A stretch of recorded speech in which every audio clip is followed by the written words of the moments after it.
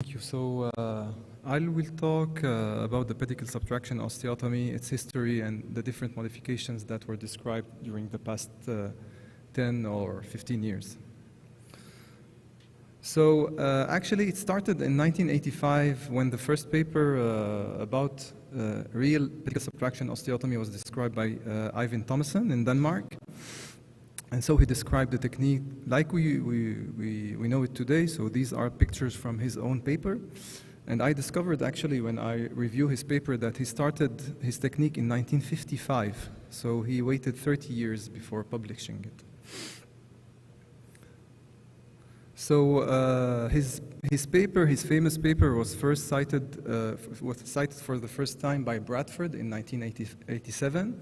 And so progressively the technique started to spread in the early 90s, and different names actually were used, such as closing wedge osteotomy, transpedicular vertebral osteotomy, and pedicle subtraction osteotomy. And so the indications initially, it was for the ankylosing spondylitis, and after that it spread to other indications such as degenerative lumbar kyphosis, postoperative flat back, and post-traumatic deformity. And so these are pictures from the paper from Bridwell about the classical technique of PSO. So you remove the wedge inside the vertebra, after that you close it, and you correct the deformity. So this is just an example of a 16-year-old boy that was operated for a tumor, post-laminectomy kyphosis actually, and so he had a PSO at T12 to correct the deformity, so the classical PSO type. So in 2006, modifications start to be published. So the first modification was published by Bourghli, and actually it includes the disc above. So it was decided actually to include, in addition to the wedge that is resected, the disc above, which increase actually the correction to 30 degrees, and also it may decrease the risk of non-union proximally. So this is a case of lumbar kyphosis in which PSO of L4 was done. And so as you can see here, there is a contact between the L3 and the upper end plate of L4. So the disc was removed, and if there is a gap, we fill it with some bone graft. So in 2008, another modification came that is called the closing opening wedge osteotomy. So this was mainly described by Chinese, like Chang, and I never saw a publication about this one besides China. So because it fractures the anterior cortex of the vertebra to close posteriorly and open anteriorly. So it increased the correction to 40 degrees. Like you can see on this picture, there's a complete opening of the vertebra. It was later on actually published again several times under different names, like VY osteotomy, Y-shape osteotomy, and fish mouth osteotomy. So kind of different names, but it was the same. This case actually was sent to me by Dr. Qian, who is working in Nanjing, China. So a case of ankylosing spondylitis where this osteotomy was performed at L2, and you can see how there is a completely anterior opening at the anterior part of the vertebra. In 2013, a new modification came, which is called the partial pedicle subtraction osteotomy.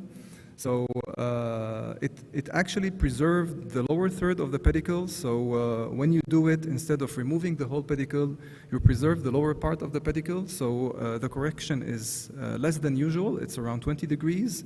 So it's indicated when a ponte osteotomy is not enough, and it could be complementary to another complete pedicle subtraction osteotomy. So this is a case where the correction needed was not very important. It was not that flexible on the bolster X-ray, and so in this case, because the pelvic incidence was small, the correction needed was not really important. So a partial PSO was done. So you can see that the lower foramen is still intact. Usually the upper foramen is opened, and if we want to preserve the lower third of the pedicle, the lower foramen will be intact. In 2015, the modified partial pedicle subtraction osteotomy was published. So it's a modification of the previous one, where the disc above is included, as you can see on the picture. So it's the same. We preserve the lower third of the pedicle, and we include the disc above. In this case, the correction is around 25 degrees. This is a case actually that needed 2 PSOs. It's a case that I did with my colleague when I was in France. So the lower osteotomy actually was a modified PSO. And actually, in 2015, we published the modified closing opening wedge osteotomy. So it was a modification of the Chinese type that was published before. So we included in the closing opening the disc above. So as you can see on the picture, when we cannot see the laser. So yeah, when you remove the posterior superior corner here and you remove the disc, after that, you close it. When you close it, it opens anteriorly because the center of rotation is here. So it gives a correction up to 40 degrees. Yeah, so basically you remove the posterior superior triangular corner. Of course, you have the spinal cord posteriorly and the aorta anteriorly. So what was done also in the study is to see the shortening posteriorly and the lengthening anteriorly, because it may be risky. So progressively during reduction, you will have a posterior eventually kinking and anterior stretching. So you see the posterior closing and the anterior opening. And usually, actually, it's indicated in case of post-traumatic kyphosis. So usually the vertebra is triangular, and if you can do it properly, you will end up by having a trapezoidal shape of the vertebra, and with time, the anterior gap will be filled up automatically with the bone. So this is a case where this technique was done, and actually it enables to avoid removing too much of the vertebral body. So in summary, as you can see, the original technique was published in 1985. There has been different modifications later on. Between 2006 and 10 years after. And so when we saw these modifications, the idea came that we may eventually establish some kind of classification, starting by the smaller PSO with the smaller amount of correction, and you add the disc above, after that the PSO with the disc above, and the closing opening with the disc above.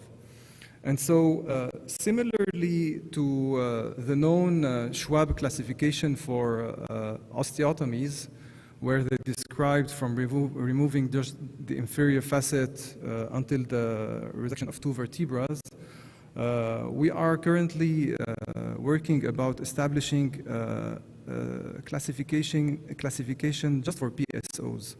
So with different types, 1A, 1B, 2A, 2B, 3A, 3B, according to what I described before.